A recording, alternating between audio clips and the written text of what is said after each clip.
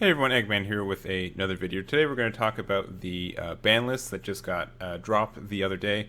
I wasn't able to make a video the day of like I usually like to do with their announcements, but I feel like it was actually really important to get like a day to kind of think about it and let it sink in. So there's that. Before, I kind of want to do like a too long didn't watch because I know some people just like to watch the little first bit and then kind of when I get really like stream of conscious kind of rambly, they like to tune out. So before any of that, I just want to say a lot of people are either rejoicing. I think most people are rejoicing about this, but there are some people who don't like all these changes. Are the cost of Bardock being banned is too much for also having Super Shenron banned, that kind of stuff. So I just want to say no one really knows what the format is right now. It's a minor change in like the amount of cards that were changed, but and also I'm biased because two things. One, I kind of asked for these changes.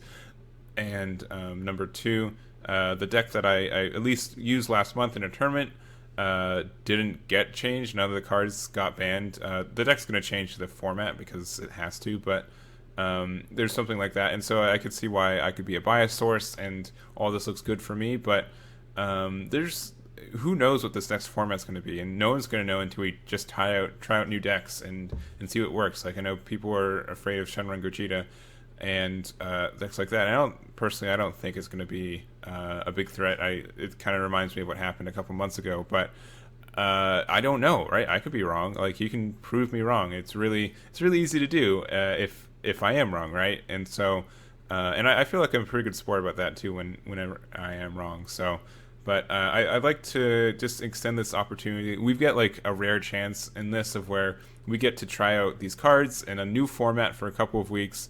And that's really fun and exciting to me. Like just these like niche formats where we have certain cards legal before new cards come out and that kind of stuff. I think that's a really fun format, and I think you'd be remiss to not take advantage of that. So that's my mini rant before my big rant. I think this will put the game in a better state. I could be wrong. But let's talk about the cards. So we're getting pretty much 3 cards banned. Also, I'm not doing. I think I said I was going to do a giveaway if a ban list didn't come out, and it is. So womp womp. But I'll probably do a giveaway when I hit 2K subs, which would probably be around the end of this month, next month. But the 3 cards that were banned were Bardock, the Progenitor, A Child's Wish, and Super Shenron got eroded to say, don't put this in your leader area. No, it says that instead of having just 20 cards in your drop area, you have to have 30 battle cards. In quick math, that's like really specific, and it discourages you from running any extra cards, which is a really hard thing to do.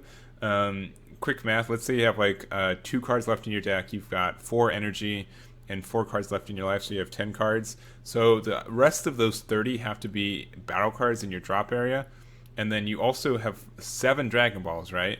So now you've got 13 cards, like a 13 card like offset of like battle cards that aren't in your drop area and extra cards. And I think that's like impossible.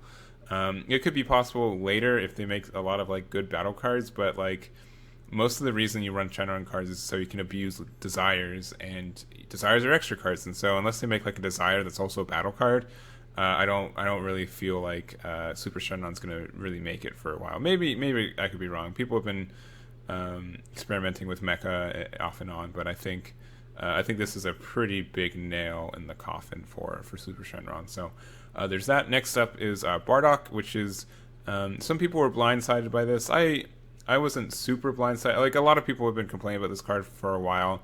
And if you haven't read their little snippet that they wrote with this information, I really recommend it.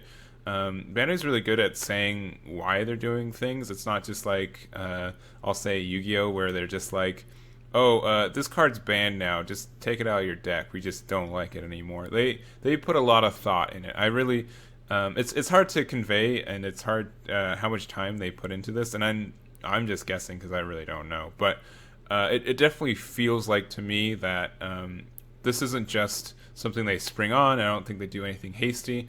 I think they really think about what needs to happen and kind of try to identify issues as much as they can. They're not going to be perfect because they're human, and balancing a card game can be really tricky at times. No one's going to be happy, but I think this is a good effort, and I like to see how and I don't know if it is a good effort because we have to test it, but I'm really excited to test this. But yeah, but side tangent aside, they said Bardock's been meta relevant since it came out, and I can't agree with it more. It's just a stupid card, and in just the amount of value it generates not only card value, but it awakens you, which is like the best kind of like card awakening for 1 energy. Like, you don't even have to attack with this card. You can just plop it down, get 1 yellow, and there we go. And then you can swap into a 2-drop, which they're like good 2-drops. So like, there's no questioning just how good this card is, and just for just so many decks, and just if you're running yellow, you pretty much are running this card just because you need some self-awakening and that kind of stuff. So it just seems, on paper it seems good, and it's been proven time and time again.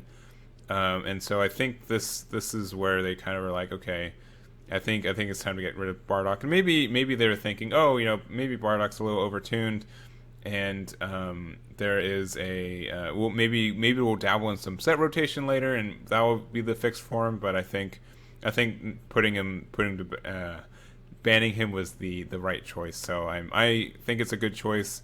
I'm also, I think I told you, none of these cards that are getting banned I put in my Chi deck, but also like I haven't played Bardock in like a really long time, not since like preset 5. I only got like 1 set, and the card I share cards with like the card more, so I just let him use it. So I think it's fine. I'm not remorseful. I know some people are, and I know a lot of people, like, of all the cards that got banned, this is probably like the most expensive because it's a super rare. But I would contest that a card like Bardock, where maybe you spent like $40 or $50, maybe even like $100 when it first came out. I'm not actually sure what the prices are, but if you spent that much for it, I would bet that you still got your value for it. It's hard to kind of gauge where when it just falls off a cliff like this card is, but if you've just been playing a bunch of like Storm and Bardock decks, then you no doubt in my mind have made your money back with it, just because for like 6 months it was 4 cards in your 50 card deck, like guaranteed. So I don't think people who own this card should be too upset about it. But I understand why, and it's an investment that no longer can keep giving out. But I think he had a really good run, and was a good card while he still lasted. So, but I think he's fine. I saw some people say that they wanted it to be like eroded for like just Goku lineage, and I think that would have been fair enough to try.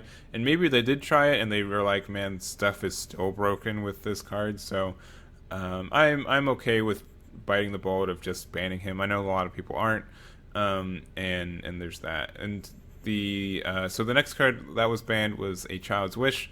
I was a little bit more surprised about Child's Wish, to be honest. I know that there are a lot of wacky ideas floating around of like, oh, make it a 2 of, make it a 1 of, make desires once per turn. And I was actually kind of subscribing to that last one, because I feel like a lot of the like degenerate strategies were because they're using more than 1 desire every turn. So, but just banning it outright, I think, is okay. And I can see some arguments, because I feel like it was a backbone of some of the like off-brand like Wish decks, but I feel like, to be honest, like a lot of like desires and a lot of Wish decks have gotten like support throughout the time, throughout its block, that Child's Wish is just too much powerful. Like it was powerful enough to make Shenron relevant at first, but now that the card game's evolving and there's more cards and all that kind of stuff and more support, I do think that it got too powerful, and I do support it. I know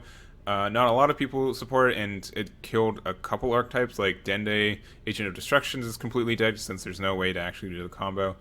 And Ginyu has to like use so real quick thing, a lot of decks besides Dende AOD they can just use World Peace for one turn later. Maybe that one turn makes all the difference, but they're not like completely dead. You have options to maybe try it out, and maybe they're still good on turn 4 instead of turn 3. But and I don't know the answers obviously, but there's still hope for those decks. Not Dende because you can't run World Peace in him, but I think there's a lot of testing a lot of people can do, and maybe we'll be surprised with how much stuff is actually viable and that kind of stuff, and maybe who knows? I don't know. I'm just talking.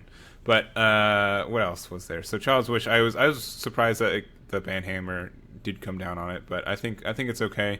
I think the amount of stuff it was able to cheat out was obnoxious at times, and I think it would limit card design down the road, and so I think it going away is going to be a good thing for the game. And for both these cards, like a lot of these, they had really strong followings because neither of these cards were the win conditions for decks, technically, but they were just kind of overtuned ways to get to your win conditions, and it made an unviable deck viable. I feel like that was a big thing for these cards. Like it made good decks playable and playable decks great, right? Like it just really boosted up powers to almost unfair or potentially unfair. I don't know what line you're on, but I think it's a deserved ban, and I think it was okay for that. So and then something I wanted to just kind of say, like for people who are kind of really upset about this and are like tempting to quit the game because of this ban list. Something I would like to say, I don't mean this to be like too harsh or anything, but just because like when these cards get banned and you consider quitting the game, you kind of have to talk to yourself and say, do I like playing Dragon Ball or do I like playing with Bardock and Child's Wish, right? And there's no like, neither of those is like wrong, right? It's whatever you really deserve, like really feel. If you really like playing this game because you really like playing with Bardock and now you can't anymore and it's not fun, then don't play the game. I totally support that. Don't sink time and money into something you're not having fun with anymore. And in a game like this where it's going to keep changing, there's going to be times where you're not having fun. Like it's happened to me several times, and you can power through it. You can take breaks. I take breaks, and it's comes around. Like it's just how games like these work. So if you don't like this ban list, then it's not permanent. No meta is going to be permanent until like the game ends, right? But I think this is going to be a lot of change for the better. I don't know what else is going to come out of the woodworks in these next couple weeks. I would say if you look at like the first Set 6 tournament, that's a pretty good idea in my mind of what's going to happen. Just a lot of experimentation. I feel like that meta, like the first Set 6 tournament, had like a lot of variety. Nothing was like just overtuned or anything like that. And I feel like troubles didn't start occurring until Super Shenron kind of was like, oh, I'm a deck now, and that's really it. I don't think anything was really kept in check with Super Shenron, and so that's why I was feeling that it needs to be banned. But people are more familiar with these cards. Maybe there's a deck that I don't know about that only doesn't exist because Super Shenron. Like people are talking about like Baby and like Chain Attack Zeno and like just red decks, right? We haven't seen a red deck in a couple weeks just because they're not really viable right now. And so I really hope they open the door to that without making it like a landslide, like, oh, this is the best deck in the world now. But I think there's just going to be a lot of good. I'm looking forward to see what happens with it. And I think the game will be in a good state. We'll see. If the game sucks, I'll be the first to admit it. Like I'm not gonna say like, oh, I got what I wanted, and just be like, oh, I didn't really want this, but it's what I wanted, so I'm gonna stick to it. I'll keep it honest with you guys. So I think that's about it. This is as rambly as most of my videos are nowadays, but I hope you got something from it. If you didn't, let me know, and I can try to just be better, I guess. Like I don't really put scripts for these kind of things. I just kind of say what's on my mind with some talking points. But if you didn't get anything from this, please let me know. I really hope to help you guys out, and I don't want to waste your time with that, like with just me rambling. But yeah, I think that's going to be it for today. Thank you guys so much for watching. Let me know what you are going to be testing first thing with this ban list, and I'll catch you all next time.